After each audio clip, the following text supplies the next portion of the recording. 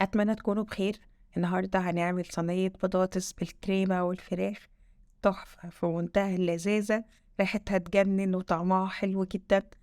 بطاطس كريمية ودايبة كده وطعمها لذيذ، حشوة فراخ خفيفة وسهلة وسريعة وبسيطة. ميكس كده كله مع بعضه، هتدمنوه بجد وهتبقى من وجباتكم المفضلة.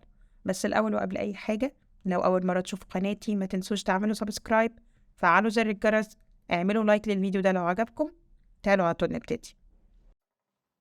هجهز كده كل المكونات اللي أنا عاوزاها علشان تبقى كل حاجة جاهزة جنبي واشتغل على طول. هحتاج كده فلفلاية خضرا هقطعها مكعبات صغيرة جدا.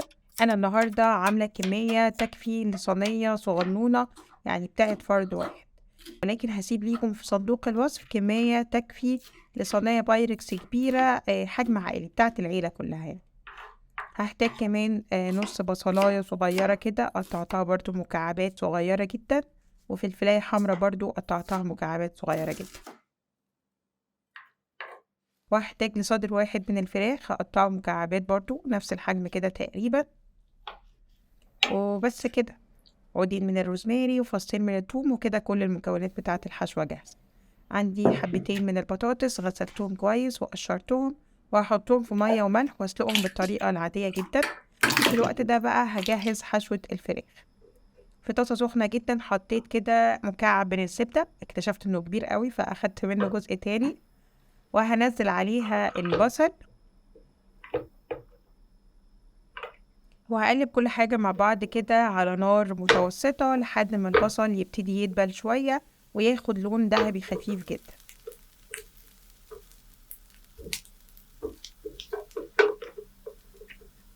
واخليه على جنب كده بقى وانزل الفراخ. هنا بقى ممكن اعلي النار شوية، يعني اخلي النار من متوسطة لعالية كده علشان بس مش عايزة الفراخ تنزل المية بتاعتها.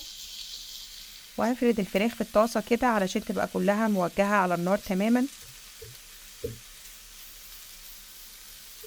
وأول ما الاقيها أخدت لون أبيض من تحت كده، أقلبها على الجهة التانية على طول.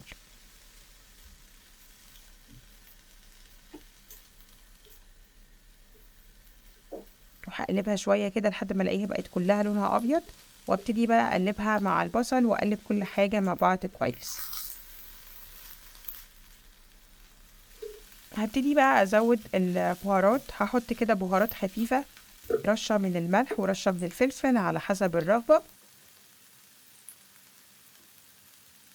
ورشة من الحبهان المطحون، وهحط كده عودين من الروزماري هديها نكهة وريحة حلوة جدا، رشة من بهارات فراخ، وكمان رشة من شوية أعشاب إيطالية. تقدروا تحطوا أوريجانو أو زعتر أو روزماري زي ما انتوا حابين.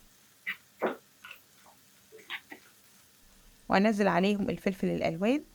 على فكرة الحشوة دي تقدروا تحطوا فيها اللي انتوا عاوزينه، تقدروا تحطوا فيها جزر، تقدروا تحطوا فيها بقدونس، تقدروا تحطوا فيها ذرة، زيتون، زي ما انتوا بتحبوا.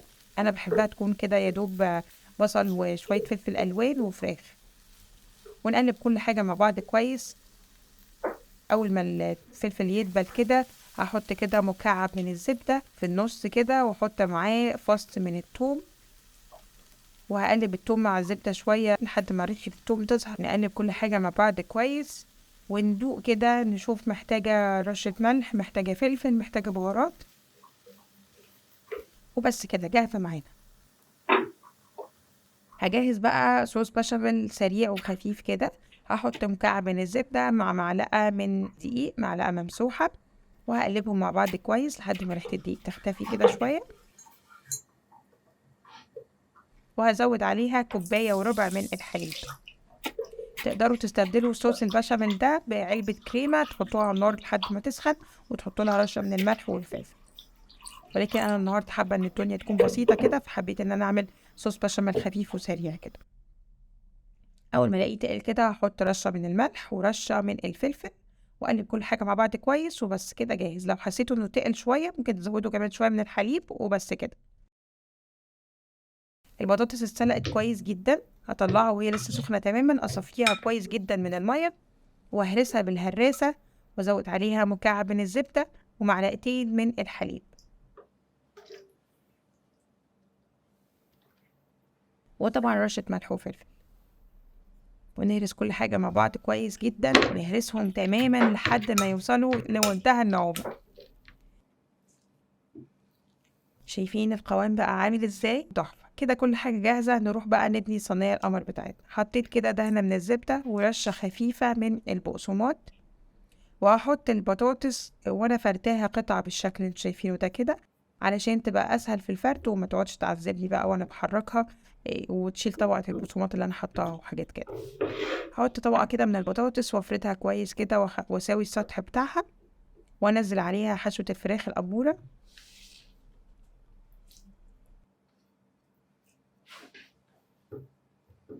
ونحط بقى طبقة تانية من البطاطس، هنعملها كرات بالشكل ده كده. انا طبعا مستعملة السكوب بتاع الايس كريم.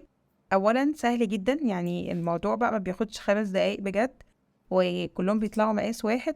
ولكن طبعا لو مش متوفر عندكم سكوب ايس كريم، هتعملوها كرات بايديكم بشكل عادي جدا. واخر حاجة بقى هنحط طبقة من الكريمة، وبس كده. شايفين قد ايه الموضوع بجد سهل جدا وبسيط جدا، وبجد يا جماعة طعمها هيفاجئكم، يعني حلوة جدا. انا ما بقدرش استغنى عن الوجبة دي، يعني بعملها مرة كل اسبوع ولا حاجة. هنحط كمان رشة من الجبنة الموتزاريلا، ورشة من الريحان المجفف، وهدخلها الفرن. مشغلاه على درجة حرارة 180. هحطها على الشبكة في الرف اللي في النص، وهسيبها 20 دقيقة لحد ما كل حاجة تدوب كده وتنهار مع بعض. وطبعا زودت جبنة كمان، غرقتها جبنة، اهو الميكس ده ما ينفعش من غير جبنة بصراحة. لحد ما الاقيها اخدت لون ذهبي عسول كده، زينها كده برشة من البصل الاخضر، او ممكن كمان رشة من البقدونس زي ما انتوا حابين. الكرات بتاخد قرمشة خفيفة من فوق كده. الريحة بجد يا جماعة مش قادرة اوصف لكم كانت قد ايه تجنن، ريحتها تجوع، شكلها اصلا لوحده كده خطير. بطاطس كريمية ودايبة ومنهارة كده بتدوب في البق مع الجبنة مع حشوة الفراخ. وجبة كاملة متكاملة، ما بتبقوش محتاجين جنبها اي حاجة بجد. انا يدوب بحط جنبها شوية جرجير وشوية تشيري توميتو كده. جربوها، متأكدة ان هي ان شاء الله هتعجبكم جدا. النكهات مع بعض لذيذة في منتهى الطعامة بجد. ما تنسوش تبعتولي تطبيقاتكم على الفيسبوك او على الانستجرام. هسيب لكم اللينكات كلها في صندوق الوصف. اشوفكم تاني على خير قريب، يا رب يكون الفيديو عجبكم.